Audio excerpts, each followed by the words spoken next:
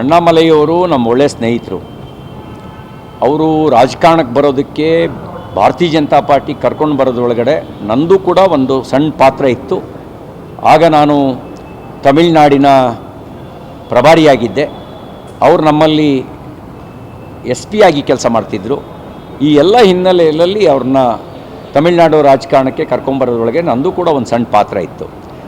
ನನ್ನ ಅನುಭವದಲ್ಲಿ ಹೇಳೋದಾದರೆ ಅವರು ರಾಜ್ಯದ ಹಿತ ಮತ್ತು ರಾಷ್ಟ್ರದ ಹಿತವನ್ನು ಬಿಟ್ಕೊಟ್ಟು ರಾಜಕಾರಣ ಮಾಡಲ್ಲ, ಇಷ್ಟು ಗ್ಯಾರಂಟಿ ನಾನು ಕೊಡಬಲ್ಲೆ.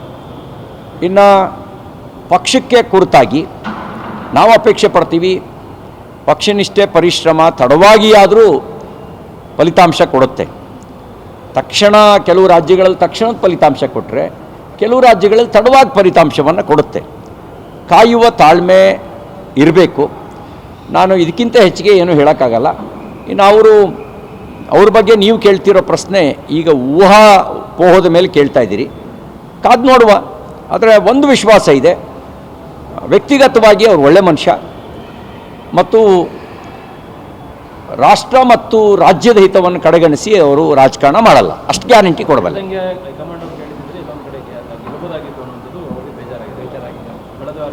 ನೋಡಿ, ರಾಜಕಾರಣದಲ್ಲಿ ಸಾಮೂಹಿಕ ನಿರ್ಣಯ ಅದರ ಪದ್ಧತಿಯನ್ನು ಕಾರ್ಯಪದ್ಧತಿಯಾಗಿ ನಮ್ಮ ಪಕ್ಷ ಅಳವಡಿಸ್ಕೊಂಡಿದೆ. ಏನೇ ನಿರ್ಣಯ ಆಗಿದ್ದರೂ ಕೂಡ ಅದು ಚರ್ಚೆ, ಸಲಹೆ ಯಾರಿಂದ ಬಂದರೂ ಕೂಡ ಚರ್ಚೆಯಾಗಿ ಒಮ್ಮತದ ನಿರ್ಣಯನೇ ಆಗೋದು. ಆ ಒಮ್ಮತದ ನಿರ್ಣಯದ ಕಾರ್ಯಪದ್ಧತಿಯನ್ನು ನಾವು ಅಳವಡಿಸ್ಕೊಂಡ್ಮೇಲೆ ಆ ನಿರ್ಣಯಕ್ಕೆ ಬದ್ಧ ಆಗಬೇಕಾಗತ್ತೆ. ಕೆಲವೊಮ್ಮೆ ಅವ್ರ ಮಾತು ಕೇಳಿದ್ದೀವಿ, ಕೆಲವೊಮ್ಮೆ ಅವ್ರ ಮಾತು ಕೇಳದೇ ಇರ್ಬೋದು. ಅದು ನಿರ್ಣಯ ಏಕಪಕ್ಷೀಯ ನಿರ್ಣಯ ನಮ್ಮ ಪಕ್ಷದ ವ್ಯವಸ್ಥೆಯೊಳಗೆ ಆಗಲ್ಲ. ಅದು ಚರ್ಚೆಯಾಗಿಯೇ, ಅದು ರಾಜ್ಯ ಮಟ್ಟದಲ್ಲಾದರೆ ರಾಜ್ಯದ ಕೋರ್ ಕಮಿಟಿ, ರಾಷ್ಟ್ರೀಯ ಮಟ್ಟದಲ್ಲಾದರೆ ಪಾರ್ಲಿಮೆಂಟ್ರಿ ಬೋರ್ಡು, ಅಲ್ಲೇ ನಿರ್ಣಯ ಆಗೋದು.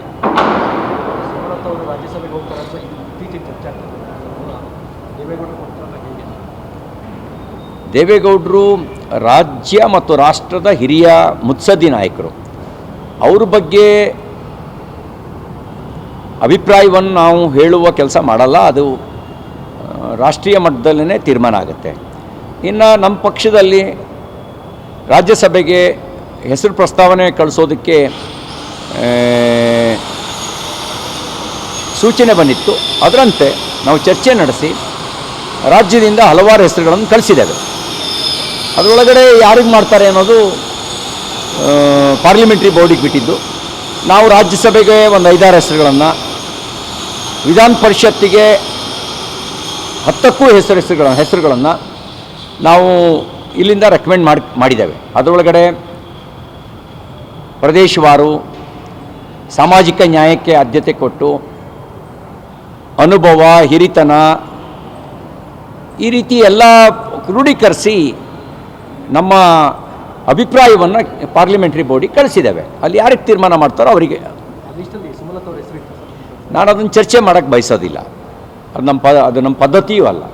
ಹಲವಾರು ಹೆಸರು ಕಳಿಸಿದ್ದೀವಿ.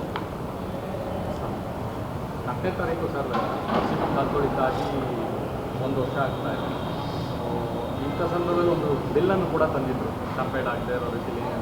ಅದು ಮಧ್ಯದಲ್ಲೇ ನಿಂತಿದೆ, ಅದನ್ನು ಜಾರಿಗೂ ತಂದಿಲ್ಲ. ಕ್ಯಾಬಿನೆಟ್ ಸಬ್ ಕಮಿಟಿ ಅವರ ನೇತೃತ್ವದಲ್ಲಿ ಆಗಿದೆ.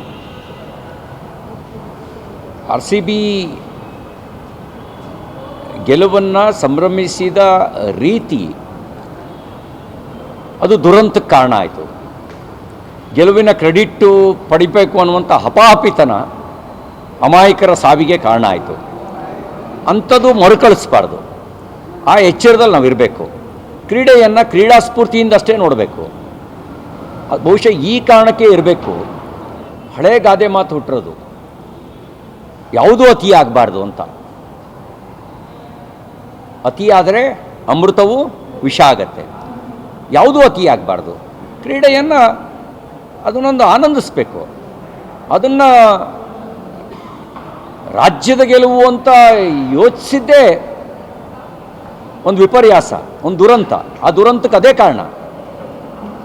ವಿಜಯ್ ಮಲ್ಯ ಹೇಳಿದರು, ನಾನು RCB ಅಂತ ಯಾಕಿಟ್ಟೆ ಅಂತ ಹೇಳಿ, ರಾಯಲ್ ಚಾಲೆಂಜನ್ನು ಪ್ರಮೋಟ್ ಮಾಡೋಕ್ಕೆ ಅಂತ ಅವ್ರು ಹೇಳಿದರು. ಇವರೇನು ಮಾಡಿಬಿಟ್ರು, ಗೆದ್ದಿದ್ರ ಕ್ರೆಡಿಟ್ನ ನಾವು ಹೊಡ್ಕೊಂಬಿಡೋಣ, ಆ ಲಾಭ ನಾವು ಪಡೆದು ಅವ್ರ RCB ಅಭಿಮಾನಿಗಳ ಹೃದಯದಲ್ಲಿ ನಾವು ಪ್ರತಿಷ್ಠಾಪಿತಗೊಂಡು ಬಿಡ್ಬೋದು ನಮ್ಮ ಭ್ರಷ್ಟಾಚಾರ ಎಲ್ಲ ಮುಚ್ಚೋಗ್ಬಿಡುತ್ತೆ ಅಂತ ಅಂದ್ಕೊಂಡ್ಬಿಟ್ರು. ಅಂದ್ಕೊಂಡು ಅದನ್ನು ಅತಿರೇಕಕ್ಕೆ ತಗೊಂಡೋದ್ರು. ಅದ್ರ ಪರಿಣಾಮ ಅಮಾಯಕರ ಸಾವಾಯಿತು ಅಂತದ್ದು ಮರುಕಳಿಸ್ಬಾರ್ದು. ಅಷ್ಟೇ ನಾನು ಹೇಳಕ್ಕೆ ಬಯಸ್ತೀನಿ. ನೀವು ಸಣ್ಣ ಆಗಬೇಕಲ್ವಾ? ಅದು ಒಂದು ಉತ್ತಮ ಆಹಾರದಿಂದ ಸಣ್ಣ ಆಗಬೇಕಲ್ವಾ? ಪ್ರತಿದಿನ ನಮ್ಮ ಜೀನಿ ಸ್ಲಿಮ್ನ ಯೂಸ್ ಮಾಡಿ ಯಾವುದೇ ಸೈಡ್ ಎಫೆಕ್ಟ್ ಇಲ್ದಂಗೆ ನೀವು ಸಣ್ಣ ಆಗ್ತೀರಾ.